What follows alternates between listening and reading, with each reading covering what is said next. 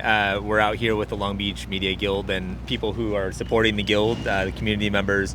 We're out here demanding that the board of directors from the Long Beach Journalism Initiative recognize the guild as a union and come to the negotiating table so we can save local jobs in journalism, because we have a plan that can do that. And given that the board and our CEO, Melissa Evans, say that they're interested in providing coverage for the Long Beach community, for them not to come to the bargaining table with the guild is very disrespectful. This is obviously not the first round of layoffs, as other newsrooms across the country have been, we've been having our own financial struggles. There were layoffs in October, there were layoffs in November.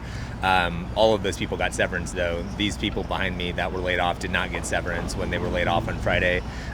We had sent we had sent the board of directors a letter outlining a number of our concerns that we had about both Melissa Evans' ability to run the company, but also labor laws that she had willfully violated.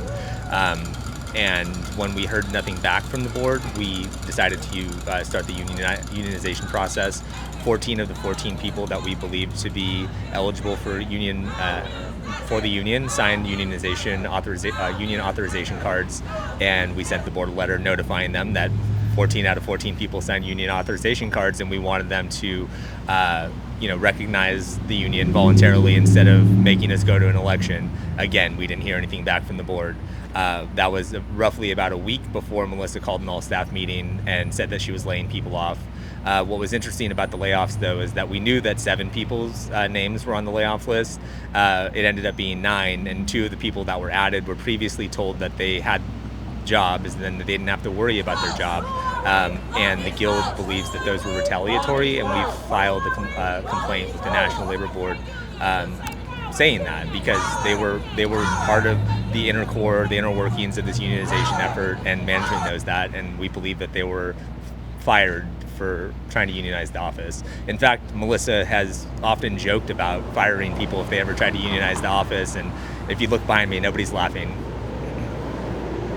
Why do you think local media is so important for Long Beach? Local media is important for every community, and Long Beach is a city with like 470,000 people in it, and we were the biggest newsroom in the city. We're just out here trying to do our jobs, trying to tell people what's happening at City Hall, trying to tell people what's happening, when local restaurants open, and without that day-to-day coverage, people don't have the information that they need to make sound decisions, whether it be who they're going to vote for in the upcoming election, or where they're going to eat dinner at night. And we provide that service, and we're willing to do that. We want to come back to work, but before we come back to work, the board needs to recognize the guild, and they need to start negotiating with us, because we have a plan, a real plan, that they say that they're interested in providing local news. Our plan would do that, Right. But they need to come to the table. What's the next steps? The next steps is what you see right here. We're going to be out here demonstrating and letting people know that they should not be reading the Long Beach Post, because it's not being reported. They don't have any reporters. All 3 of the reporters that they kept are out here on the picket line, because we're standing in solidarity with our colleagues who were laid off unfairly, in our opinion. And we're going to be out here for as long as it takes the board to come to their senses and come to the negotiating table.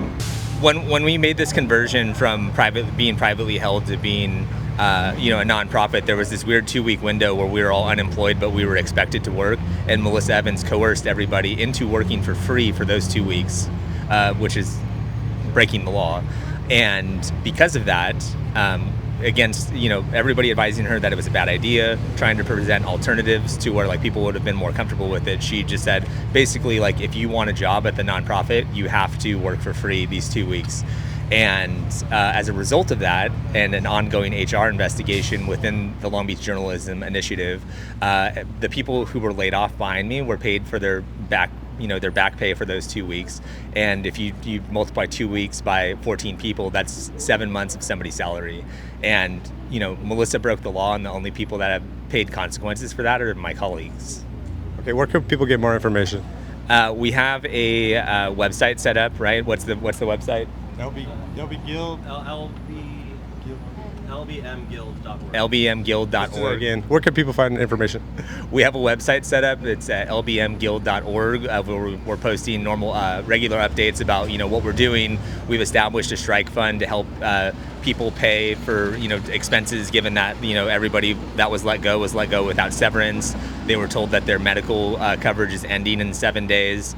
So we're if people want to donate to that, we have like the QR code posted on that, and just follow us on Twitter. I mean, we've been very active on that. I think everybody has recognized that over the past few days. We're trying to be as forthcoming as possible with the public with what we're doing and what we're trying to accomplish and how we think we can do that.